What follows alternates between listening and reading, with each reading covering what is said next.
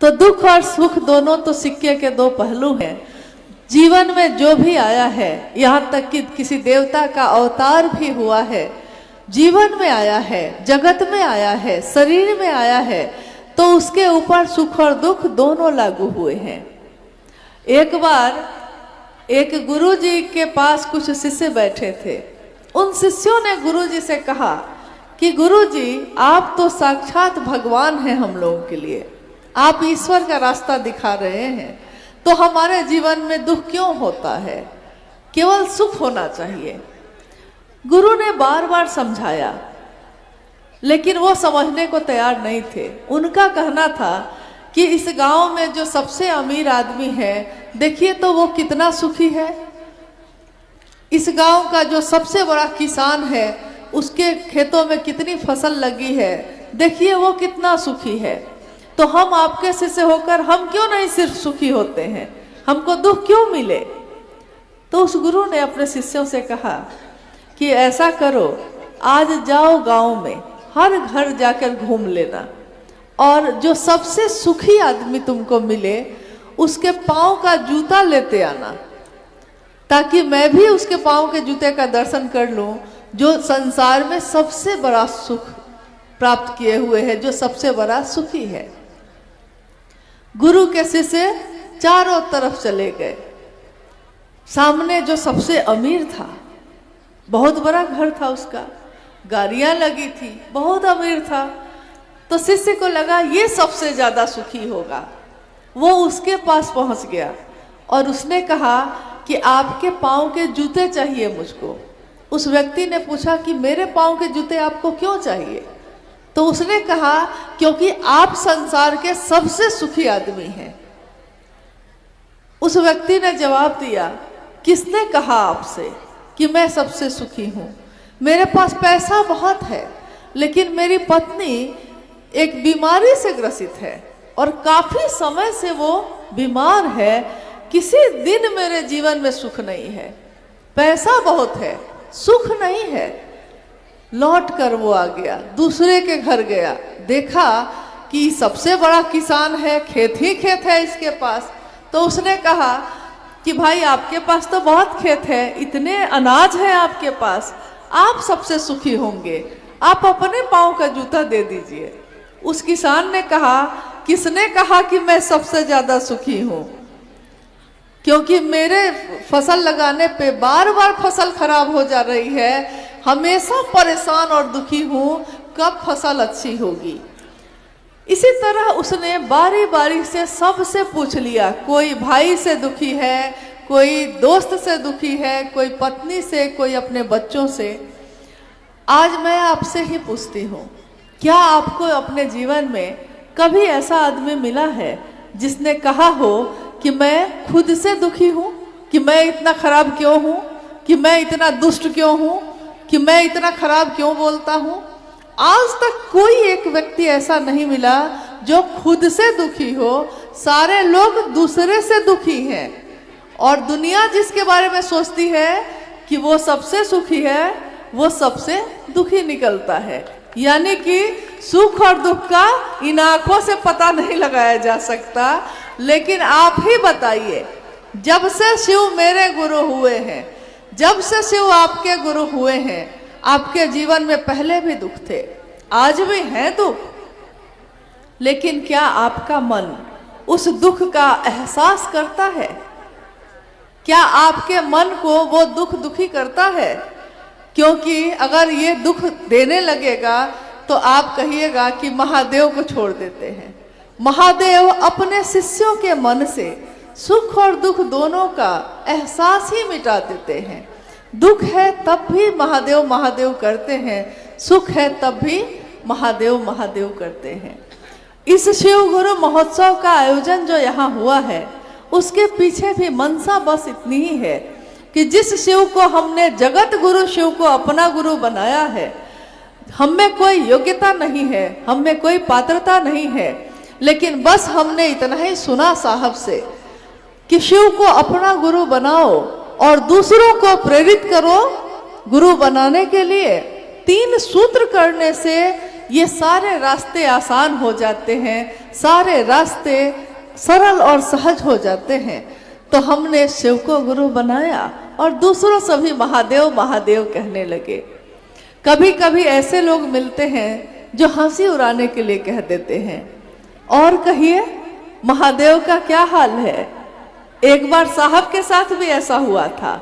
एकदम शुरू के समय में साहब ने कहा कि मैं जब अपने कार्यालय जाता था और अपने घर में तो महादेव महादेव की बात करता था, कार्यालय जाता था तो मेरे ऑफिस के लोग कहते थे, क्या हरिंद्रानंद जी महादेव का क्या हाल है।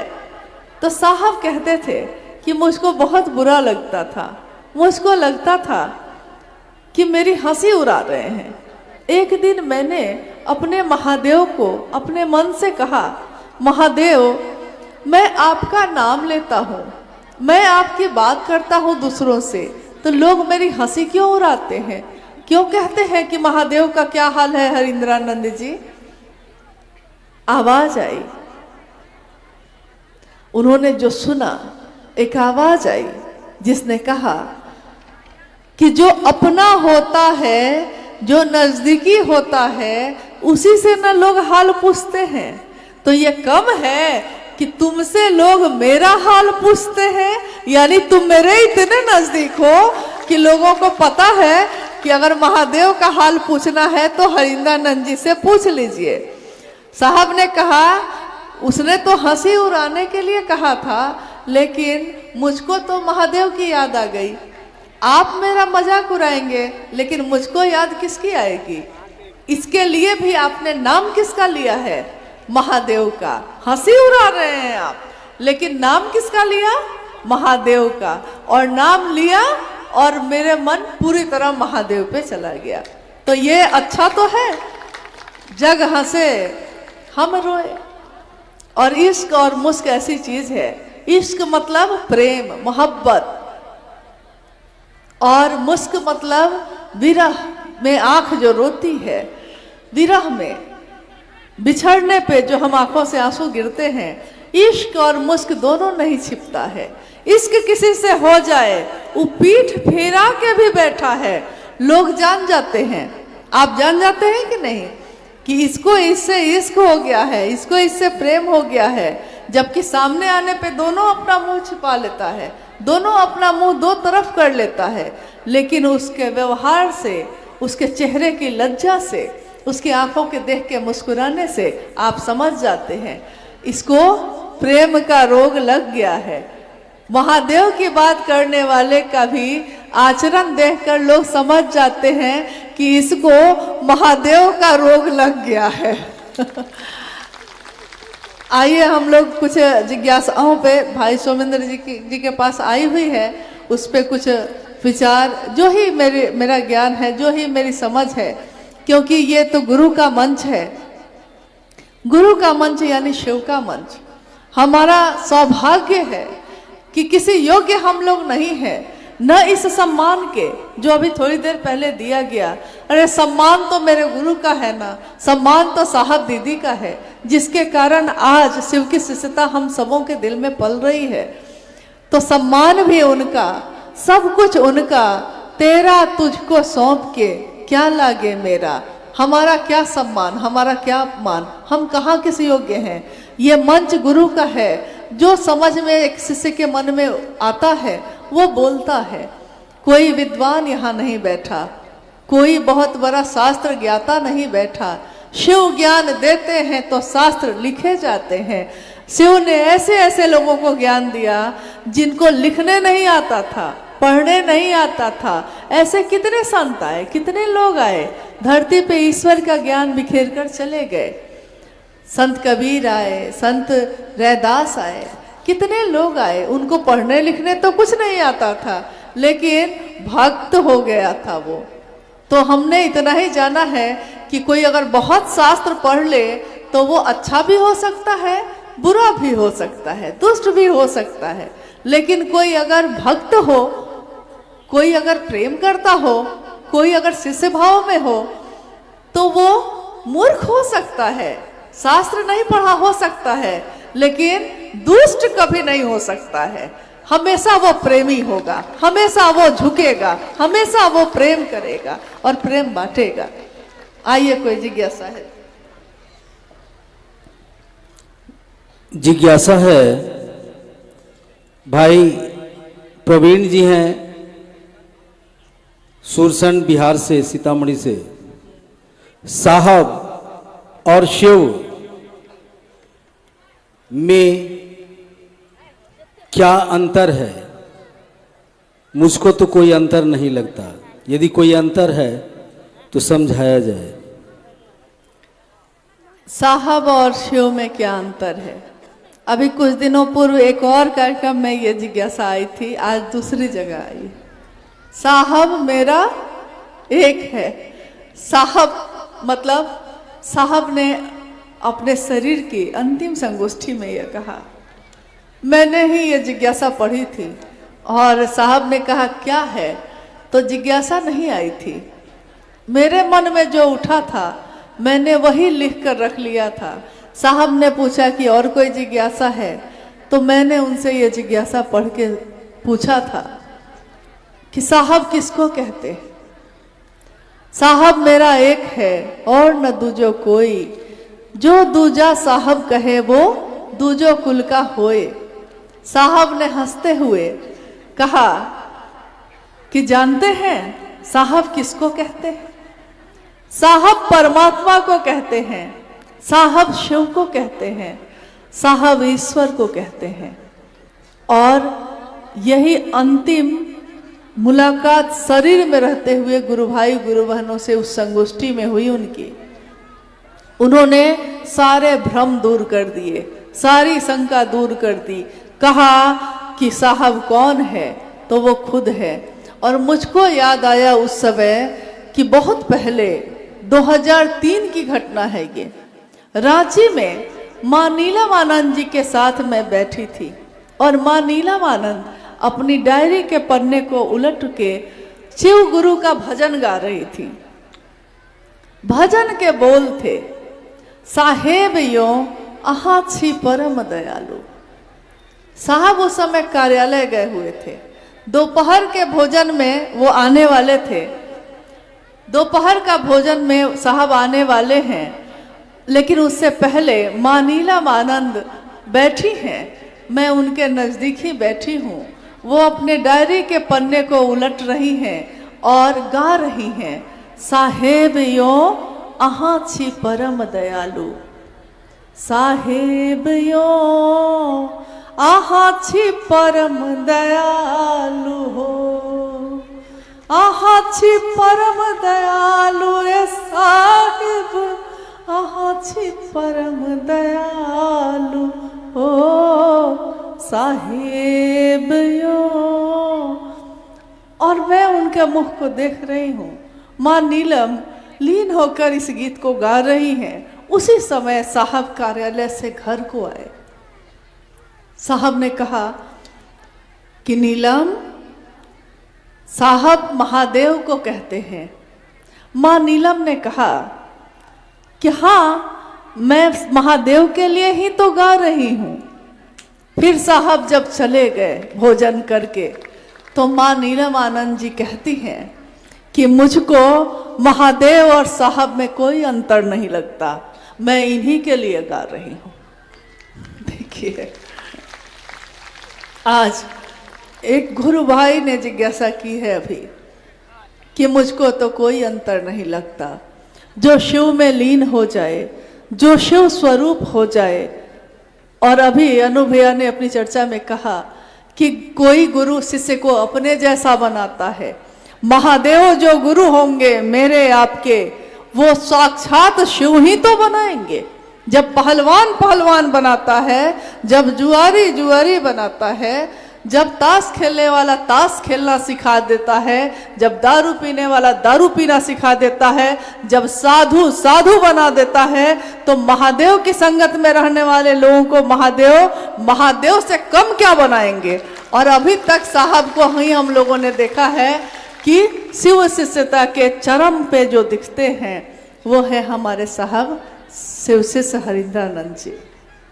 कोई भेद नहीं।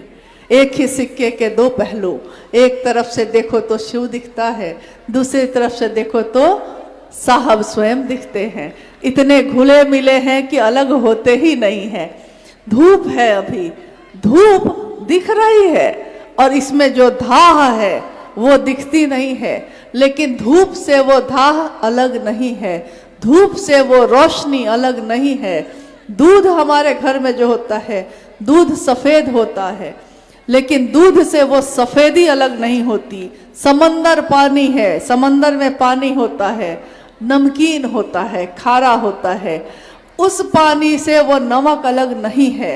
ऐसा घुल गया है, नमक को पानी में रख दीजिए, अब वो पानी नमकीन है।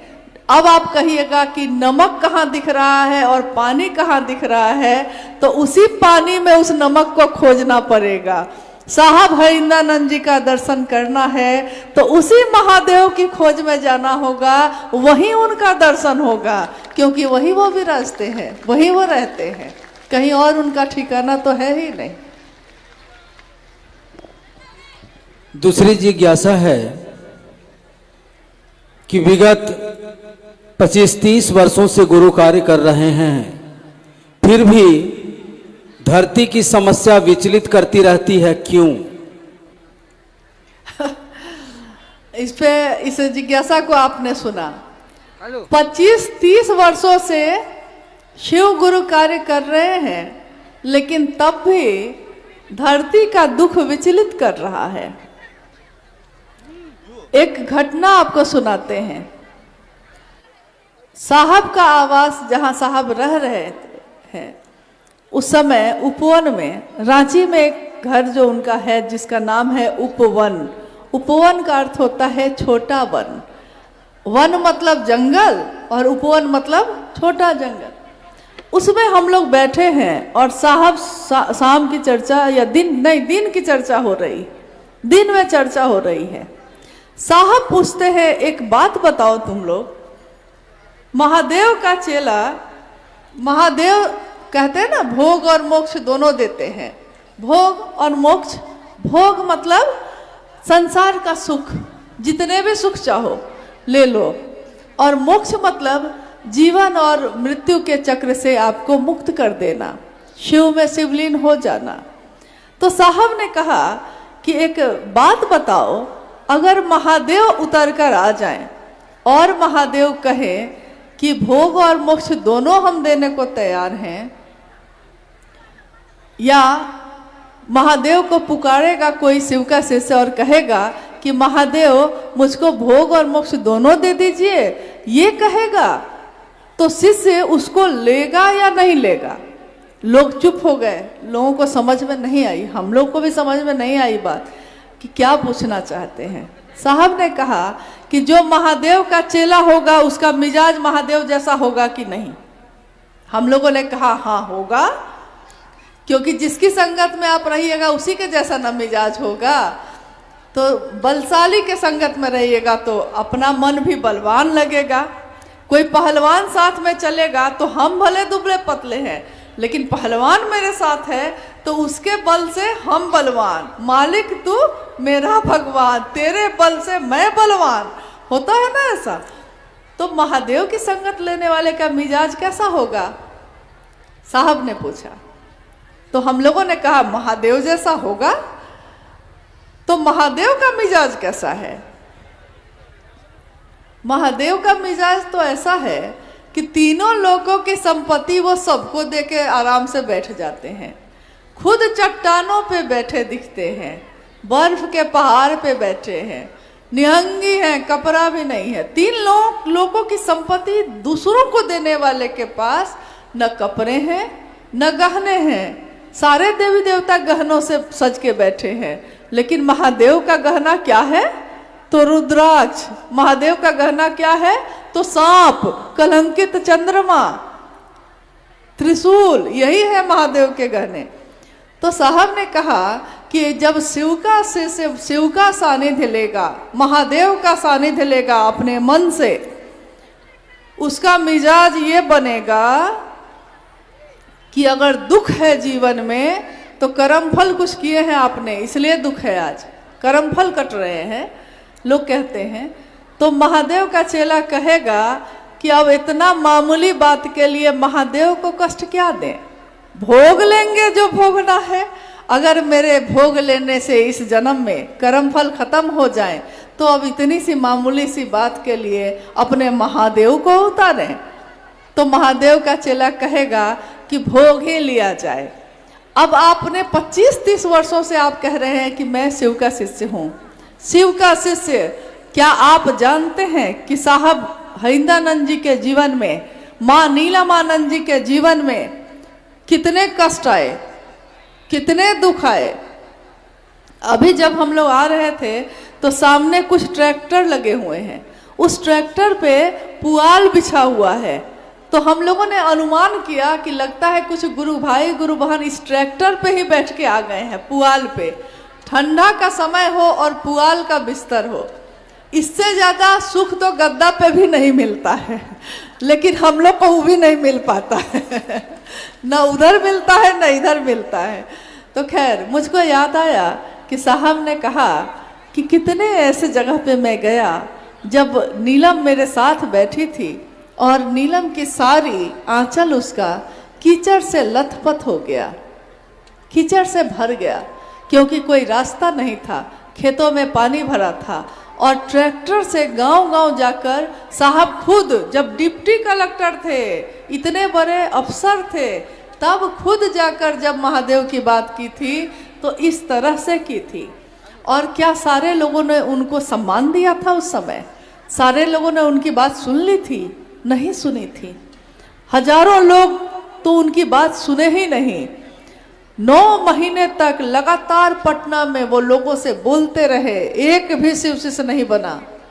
जीवन में जो आर्थिक दुख है वो था, शारीरिक और मानसिक दुख जो था, तीनों तरह के दुख एक साथ थे। लेकिन जब मन का भैरव यानी मिजाज भैरव का होता है, मन का भैरव दैविक, दैहिक, भौतिक तीनों कष्टों को, मन का भैरव का त्रिशूल जब चलता है तो इन तीनों तरह के कष्टों को एक साथ दग्ध कर देता है, एक साथ खत्म करता है। तो मिजाज महादेव जैसा हो इसकी कोशिश करिए। दुख आए तब भी मिजाज बना रहे, सुख आए तब भी मिजाज बना रहे, इसी की कोशिश करिएगा और महादेव का सानिध्य लीजिएगा तो ऐसा हो ही जाएगा। चलिए, समय काफ़ी हो रहा है और आप लोग को भी वापस लौटना है, तो मेरा अनुरोध है कि जिज्ञासा एक और अंतिम कर ली जाए और उसके बाद ये कार्यक्रम, ये शिवगुरु का महोत्सव समापन की ओर है। अंतिम जिज्ञासा पे हम लोग विचार करते हैं। जिज्ञासाएं तो बहुत सारी आई हुई हैं। एक अंतिम जिज्ञासा आइए हम लोग सुनते हैं। साहब श्री के द्वारा दिया गया राजमार्ग क्या है? साहब श्री के द्वारा दिया हुआ राजमार्ग क्या है और इस पर लोगों को लेकर कैसे चलें?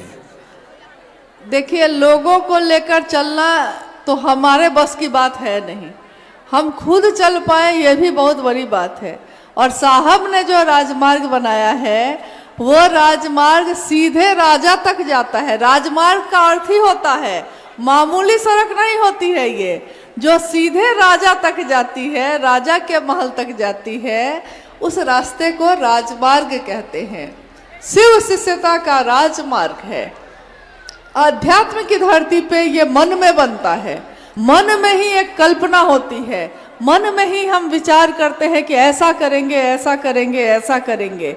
और मन में जो बातें आज कल्पना में होती हैं, एक दिन मूर्त होता है, सचमुच में घटित होता है। शिव की शिष्यता के राजमार्ग पे हम सब चल सके, ये शिव की दया के बिना हो ही नहीं सकता। और बिना साहब श्री हरिंदानंद जी की उंगली पकड़े हम न चल सकेंगे, न हमारे पांव काम आ सकते हैं, न हमारी आंखें उसको देख सकती हैं, न हम उस पर चल सकते हैं। और इसीलिए उन्होंने कहा है आओ चले शिव की ओर, आओ चले शिव की ओर, चलना है शिव की ओर, रास्ता है उनका शिवशिष्टा का, और चलाने वाले लेकर जाने वाले हैं साहब श्री स्वयं।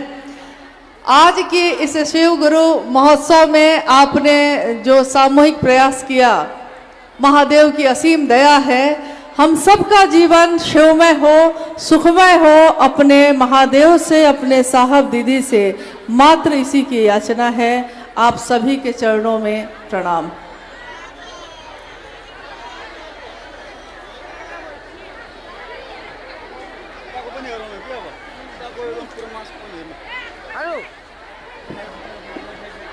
सब